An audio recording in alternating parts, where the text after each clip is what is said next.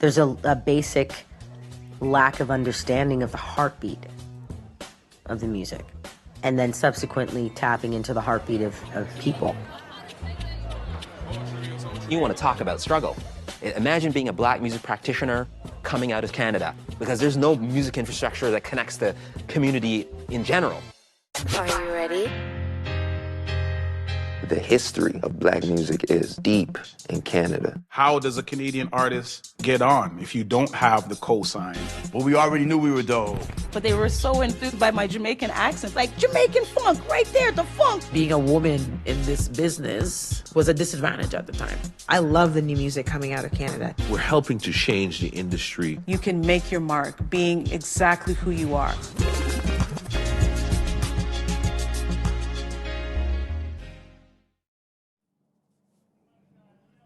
Cardinal Official interview, take one.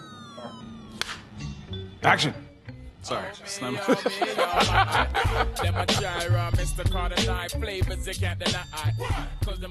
I didn't have, and to a large degree still don't have, a great relationship with Canadian mainstream radio. The funny thing is, it doesn't matter who you are, we still do not support Canadian black music the way that people outside of the country support black music that is coming from Canadian artists, which is still wild to me. During the 70s, what you're listening to on the radio, it's a lot of just commercial, Canadian music, right? So it's, Joni Mitchell, it's, Gordon Lightfoot. There was no access besides television shows to black music. The source of music from a radio perspective was WBLK, WUFO, both Buffalo stations. Because we were so close to Buffalo, my dad wasn't listening to these random Canadian stations. BLK, outside of what we were playing at the crib, that's what we were listening to. I listened to a lot of WBLK, which was a station in Buffalo. They used to play what was current. Late at night, they would have these slow jam marathons and stuff like that, and that's where I got a taste of oh, this is hot, this is popular. Because there was no functioning black radio or urban radio in Canada, we relied on campus community radio, right? So a lot of our waking hours were spent listening to a radio station called CKLN 88.1 FM. God bless Ron Nelson, you know what I mean, for doing what he did back in the day and sacrificing. Ron Nelson is the genuine godfather of black radio in Canada. There's no Ron Nelson, there's no me. There's no a lot of us. My name is Ron Nelson, DJ Ron Nelson. A lot of people know who I am. For those who don't, what's up? Used to take aluminum foil and put it on the antenna so that you could actually pick up the signal. And literally I would just be there, press and record on my cassette and just making mixtapes off of whatever Ron was playing on the radio.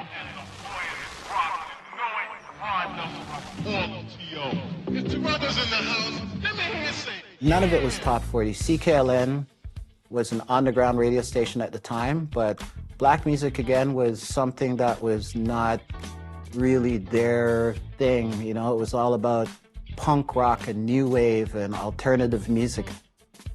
After doing the show where I had to play their music and sneak in a few of my own for a while, I got fired.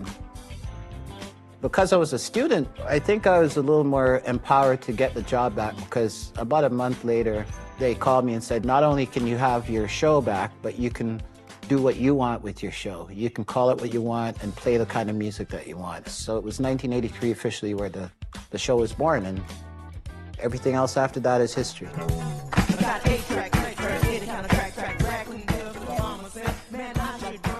Ron's show, it wasn't a rap show, it was a funk show.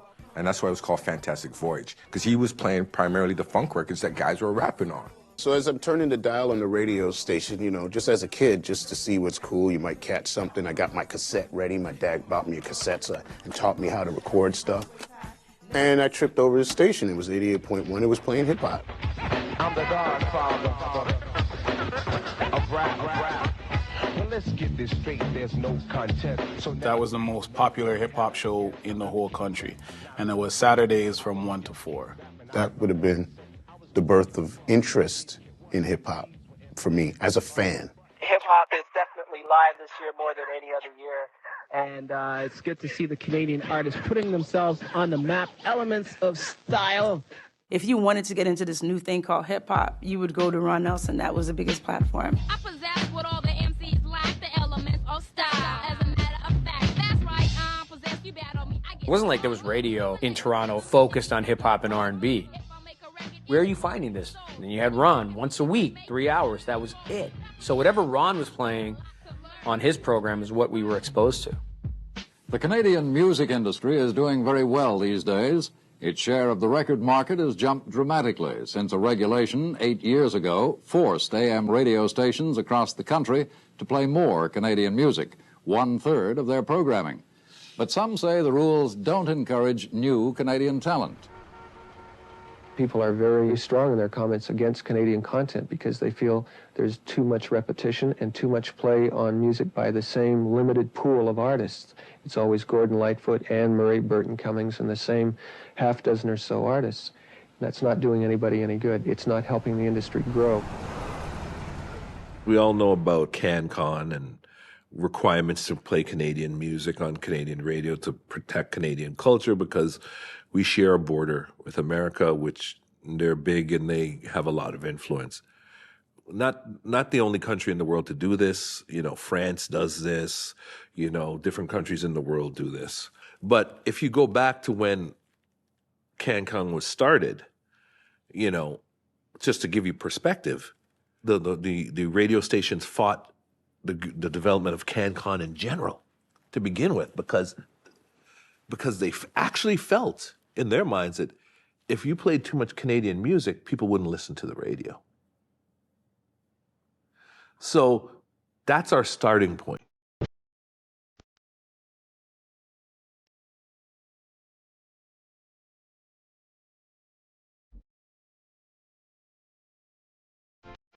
When Dangerous came out and it was #1 in 2 or 3 dozen countries, like just was going bananas around the world, they were still calling us asking if it's CanCon, because if it wasn't, then they weren't going to put it in rotation.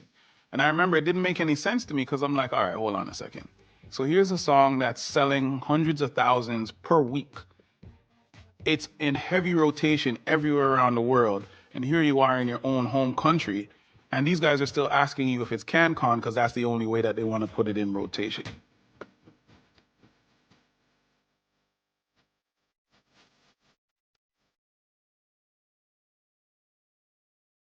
It's things like that that really disgusted me, you know what I'm saying, about how we looked at ourselves here. That you could be one of the biggest artists in the globe and the place where you call home doesn't recognize you. It's self-hate, okay? It's we're not as good as them. MAPLE is an acronym that stands for Music, Artist, Performance, and Lyrics.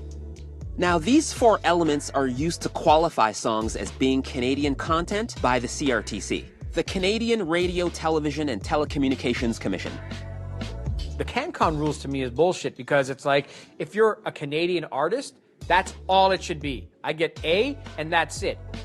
We have producers in this country that are making massive records for American artists, and none of that stuff qualifies as CanCon because you only get one part.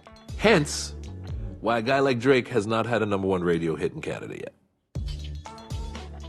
The industry is what fights for the music, the performance, and the lyrics because they feel that without those components, there is no infrastructure for those people out here, right? They're not going to make any money. If they just rejigged the MAPL aspect of CanCon, and if you're Canadian, you qualify.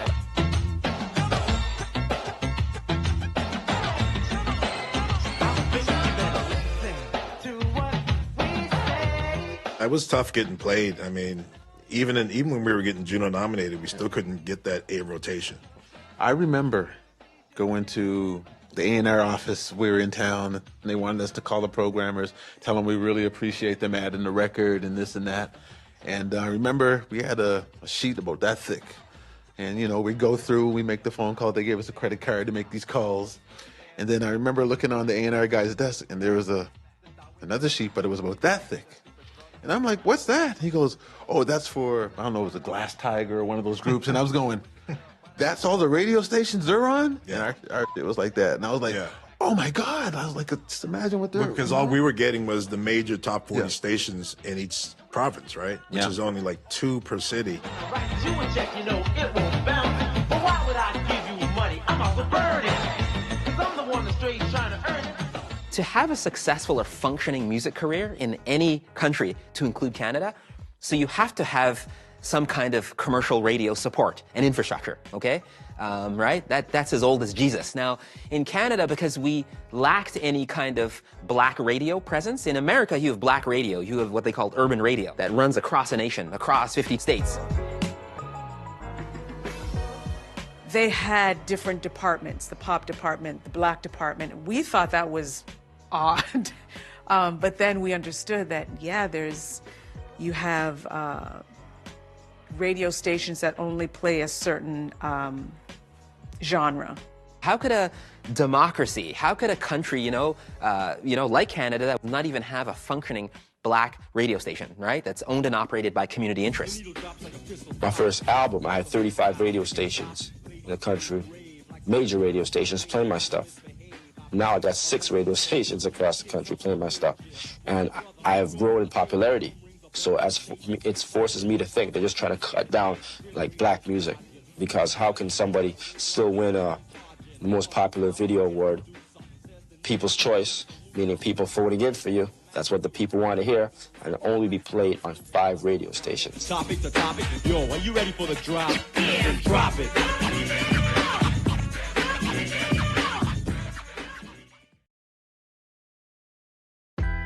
The first effort to get a station that would play black music was in 2 separate camps. There was a gentleman named Daniel Corderon, rest his soul, and then the Milestone Group, which Denim Jolly also had their effort in. Both were unsuccessful. My initial reaction was one of shock and then dismay. No one expected a country station to receive the license in Toronto, having witnessed the demise of a country station 4 weeks ago. It took protests, it took petitions, right? It took a group of Canadian musicians recording a song called Can't Repress the Cause.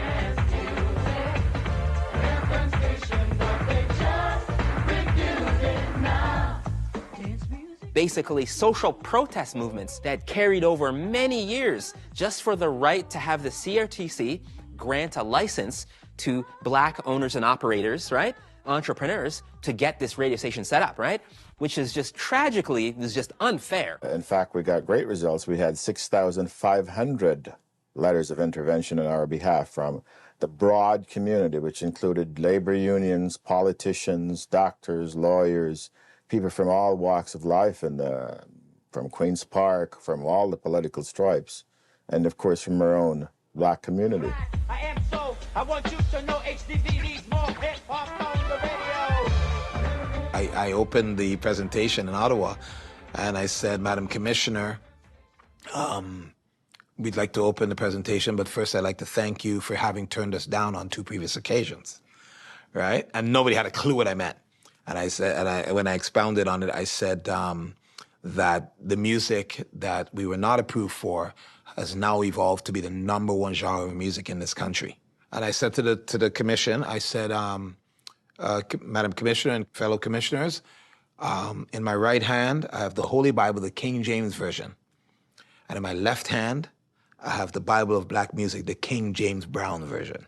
Exactly what I said. And the crowd went crazy. People started to make, there were a lot of people who came from Toronto. And people started making noise, and all of a sudden she's gaveling the whole thing up on the podium there. The music was the best argument we had, the rise and the emergence of this thing called hip-hop.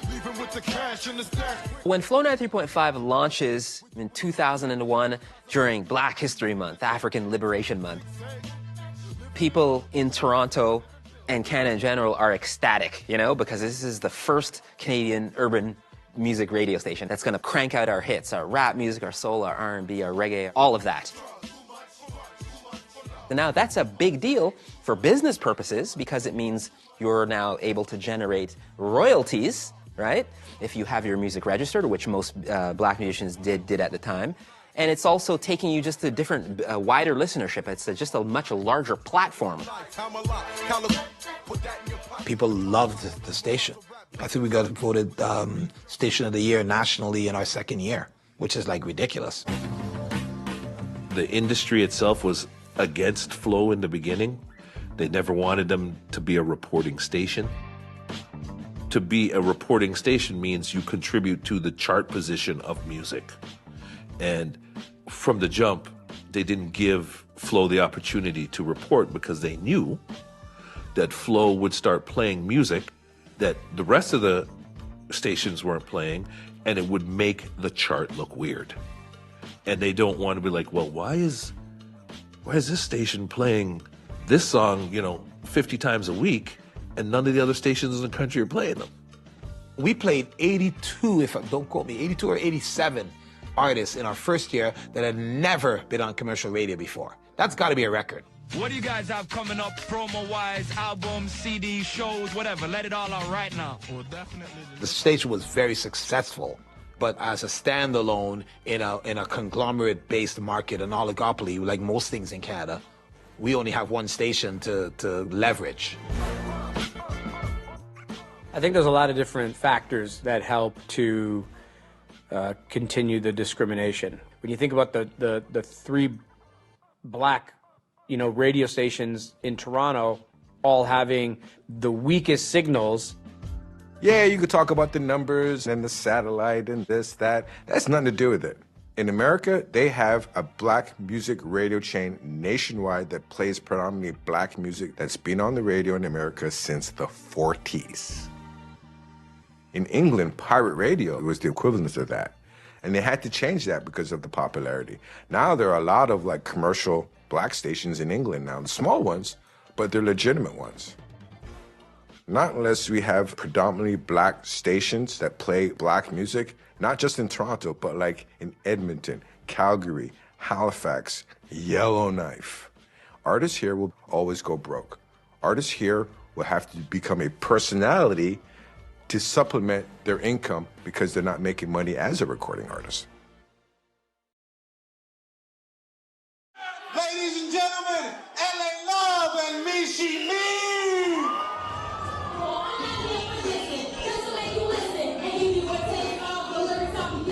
So, let me state the facts. Mishi was the first hip-hop artist to be signed to a major label. That is fact. Maestro was the first Canadian artist to go platinum in Canada. That is fact. Dream Warriors is the biggest selling Canadian hip-hop artist, other than Drake, globally. That is fact. We went to England to Fort and Broadway Island Records, and they said, this group is amazing. You're not leaving tomorrow. You're coming to the office, and we're going to sign them. And then they told you, do not play this for anyone. For anybody else. Nobody else can hear this. It was Wash Your Face in My Sink. Yeah. Multiverse was on there. I think Built for the 90s was on there. Built for the 90s and Journey On. There's 4 songs. And they said, this is the best thing we've ever heard. So please listen, up, not down, for down is the devil. So roll like a boulder and not like a pebble. You roll like Then the singles blew up, Wash Your Face in My Sink. Then I came to Lou and said, they want another jazz rap. And Lou and Q said, I ain't doing that stuff again. So they came up with my definition of a bombastic jazz style. It's like, here's your second jazz song, Leave Me Alone.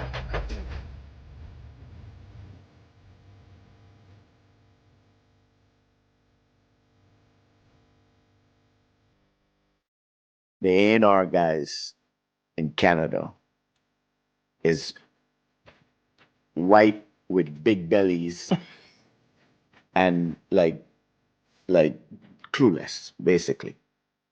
But they might as well be clueless with big bellies if they're not going to do anything about, I got Mishi Me signed to first priority in the States. I got Dream Warriors in the UK. I had Carla Marshall and Crush and Scad signed to Fort and Broadway. and I have HTV signed to ISBA. I'm a fan. The stage is control. Bump the mic and begin to unfold. Lyrics, exercise and control. Living off the affairs of the mic. If we had to depend on this country, like this country alone, in order to have a career, most of us wouldn't have a career, no matter how big we are. And it's a sad thing. Canadian record labels don't have enough black people there to even know what to do. So I still have to correct people when they're like, well, the urban community or urban music, or they say things sometimes where I'm like, eh. To us, it's condescending. It's just very disgusting the way that they've always dealt with us. In the old days, black artists would write a song and compose it, and then the Caucasian ones would imitate it, and then they'd sell that. So it was like, open up the doors and let the people come in. You know what I'm saying? I don't think that record labels in Canada, not all of them, and not every department, but for the most part, there is something missing in understanding black music. There's a disconnect. They don't understand it. You'll play a record that you know is a hit. It's a smash. You know it's going to do well. And they don't hear it. They don't even get it. And they might not even back it. So then you got to go take the record. You got to go to the DJs. You got to work the record as if you're the label by yourself, get it to pop. And then they're like, oh, well, the data has come in that it's starting to buzz. Like, what? I told you this was hot before. Huge and getting so many spins. But it wasn't the same for Sentimental. It was a struggle in the beginning. You know what I mean? We didn't have that support. And I think the format was still very much heavily rock at the time.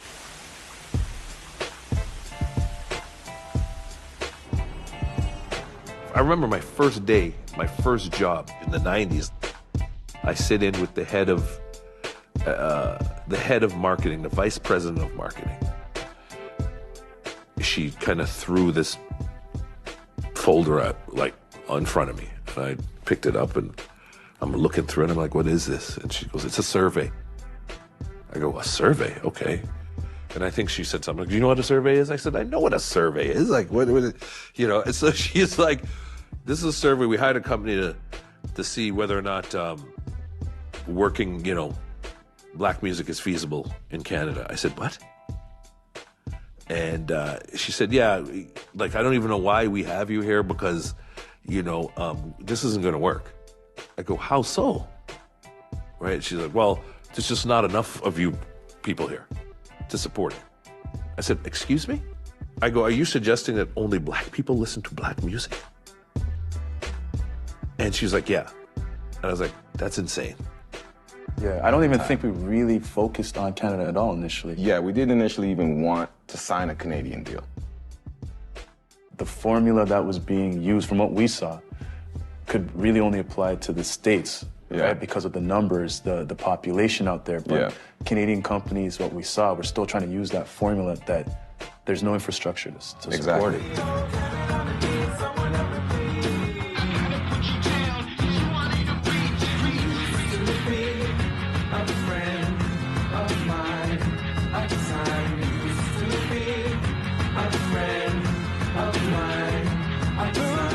Time when we came up, it was very green in terms of the music. There was nothing there. So for us, it was let's see if we can get out to the States and compete, because we felt and we knew that we could. Yeah, that was the goal. That was it. And the Juno for Best R&B Soul Recording goes to The Master Plan, in essence.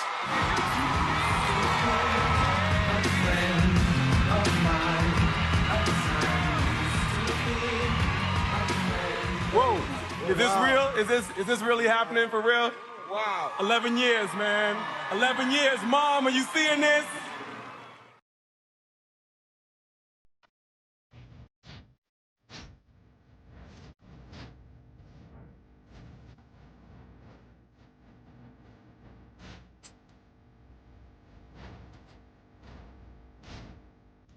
There was no Juno rap category before my first album. That's what inspired the category. The album and myself, I feel, inspired black music in Canada. Amplified, so just glide. What's that like the back?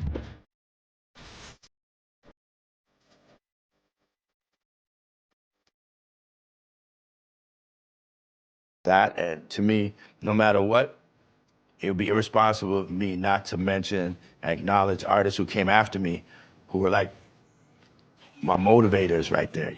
The symphony in effect, Maestro Fred West.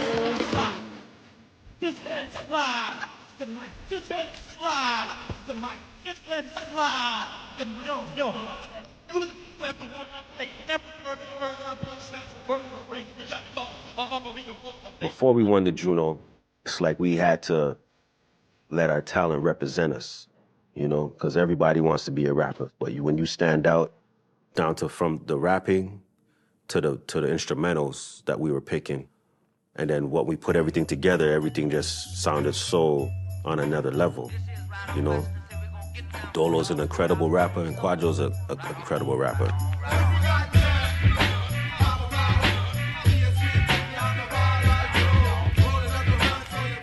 You know, we talk about some of the best music groups, duos that then became a trio of all time in Canadian music history, Canadian rap music history. You need to look at Ghetto Concept.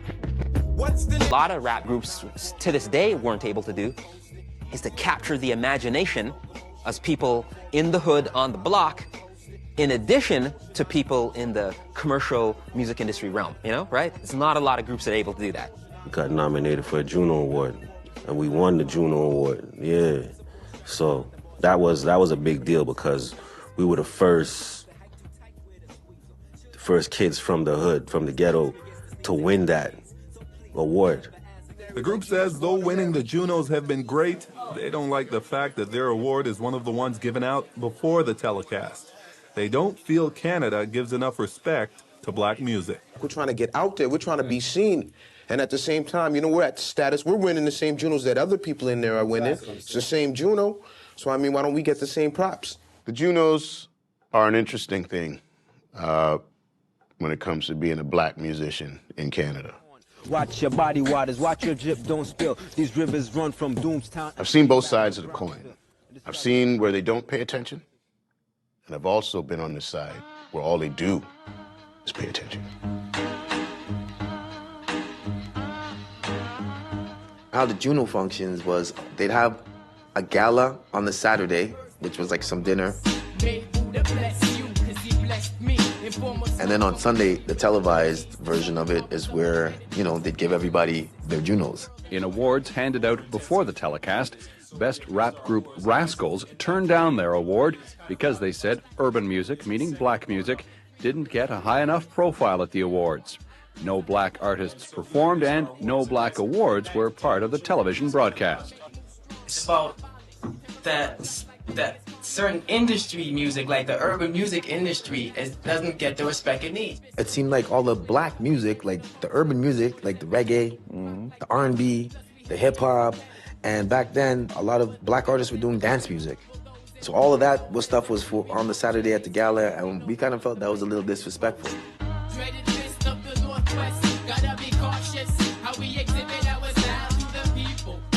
We just had the opportunity because we were in the position to say it.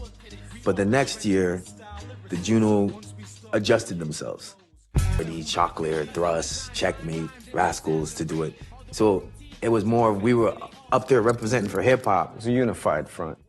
Made some effort to honor black music's legacy, but the playing field is still far from level. Well, anyway, peace. The Junos are a funny thing, and quite honestly, I don't care anymore. I really don't. I'm not here to fight those guys. Northern Touch, they did their boycott. They did, you know, and I get it. I don't care anymore. They just let them be what they want. They call me. I'm happy to be invited. That's it. I seen their whole gambit from top to bottom, so I don't have to care about it anymore.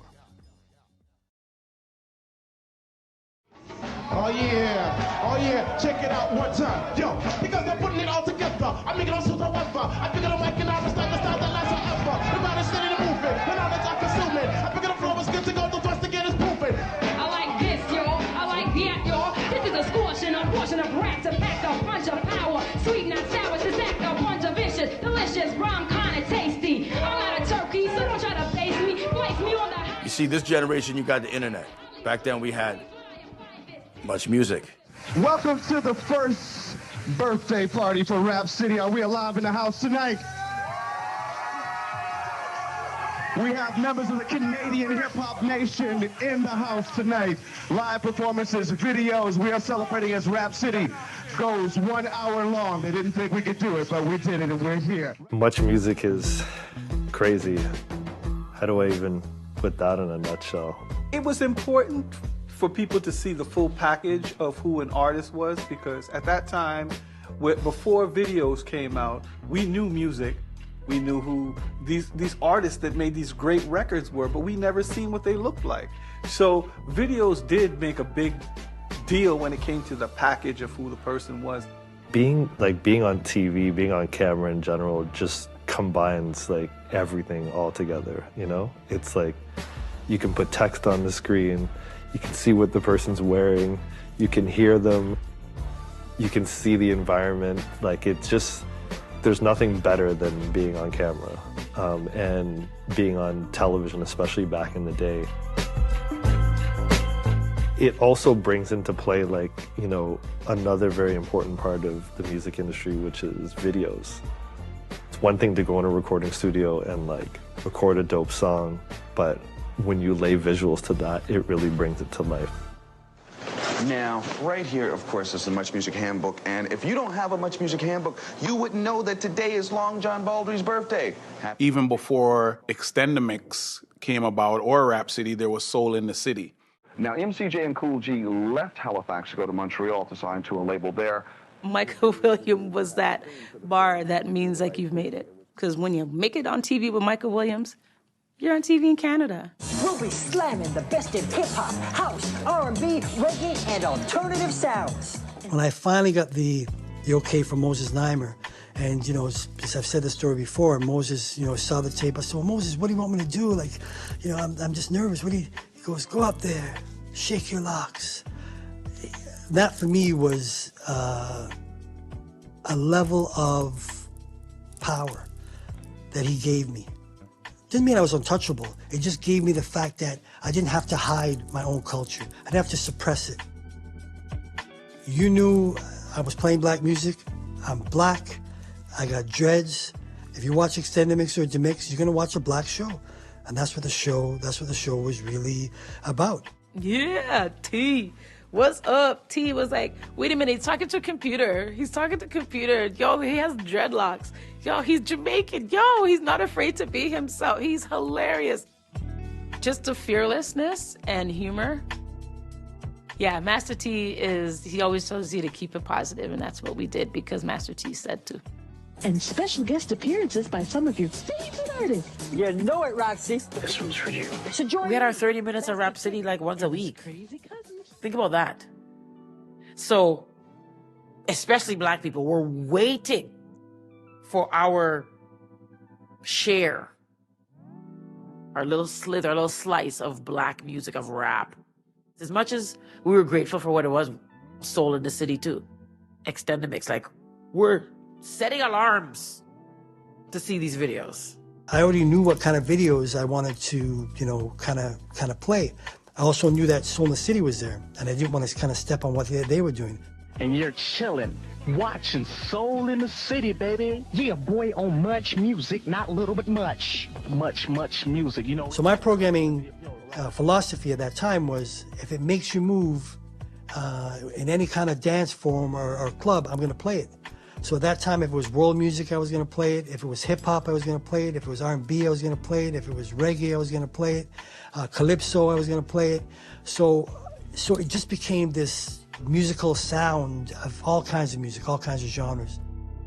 Tell them no move a muscle, I'm coming home. Take a trip down in a them love zone. Oh, that's when me quad buckle and make in a bedroom. Stir up everything, me coming like a typhoon. Sure. Girls, them a mad over me room a zoom zoom. Balance and alignment, everything they in a tune. With Master T on the airwaves, you know, being broadcast to a national audience, you know, vis-a-vis Much Music, it's the first time that black people of African descent from coast to coast are seeing someone walking the walk and talking the talk. He is speaking our language, you know? So however we speak, however we look, dress codes, hairstyles, he's wearing locks. So he is a real true representation of the community. It's the first time we're really seeing it at that level. You good? What's going on? I was saying myself, I broke these guys, man. They gotta talk to me. Master T was another one forefront in the business, opening doors and having those fights with people that don't understand the culture and really fighting a lot of battles. I was an intern at Much Music while Master T was there. He was a good brother, man. He really did a lot for the culture in the city. Thank everybody for making this happen. Big up to everybody that's part of it. Want to say this is definitely... So when I went on the air, I think one of my first guests was Snow. Another one was Mishi in the early days, Mishi Me. And those were important. And then I realized, you know, for my own self, you know, and eventually what I would call, you know, the Canadian artists, I call them Canadian product. Because I wanted people to identify with the fact that, hey, this is Canadian product that is going to be played next to whoever this American artist is. You know, that we can stand up with them, through video, through the difference of what what these artists were bringing in terms of their, their lyrical content, the way they carried themselves, the way they talked about T-Dot, the way they talked about, everything. I wanted people to identify with that. That's why initially I called everyone beautiful people, cool cats. Hey, beautiful people. Hey, cool cats. It was because I wanted to connect. Nobody misses Master T. They try to zip out of here, pulling the big Boys to Men stuff. We scooped them right here in Nassau, Bahamas for Jam Fest 2000. T, just leave.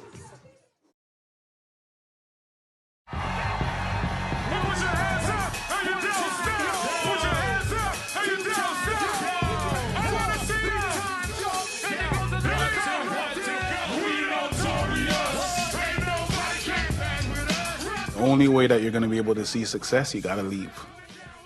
You got to see the rest of the world, and you have to travel and be there in person. People are like, yeah, direct to consumer, I can just put my stuff up on Apple or Spotify or whatever. Yeah, you can, but it's still only a handful of people that control those playlists.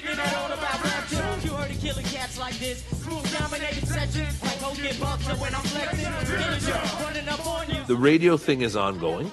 It is the biggest piece. They still have a huge hand in breaking records. They still do. Like, I know streaming's here and everything, guys, and I thought in the beginning too, I was like, yeah. But the biggest records are the records that work everywhere, including terrestrial radio. And when you get that connection, that's when you have a hit song. Even now, I mean, I know in Ontario and Toronto here, you guys got the urban station. We don't got one in Montreal. I was in Nova Scotia 2 weeks ago, and they were having those discussions, and I'm like, wow. Well, when you get into the prairies, it's a whole different ballgame, right? They're like 20 years behind when it comes to that. Yeah, type of stuff, so there's still no urban stations. Yeah. Not enough where we could actually make a living off of radio. I oftentimes sit in meetings with record execs, because I've been doing this for a very long time, and oftentimes the only thing that is of color in the room is the curtains. It's the carpet. You understand what I'm saying? It's still very homogenous. This is in the corridors of power in the Canadian music industry, okay? Still very homogenous, right? That's where the problem begins and ends.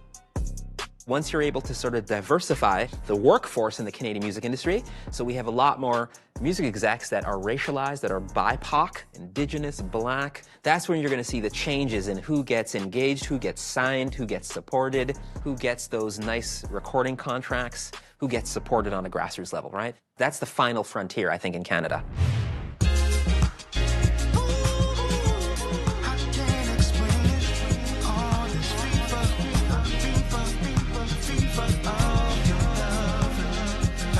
So contagious.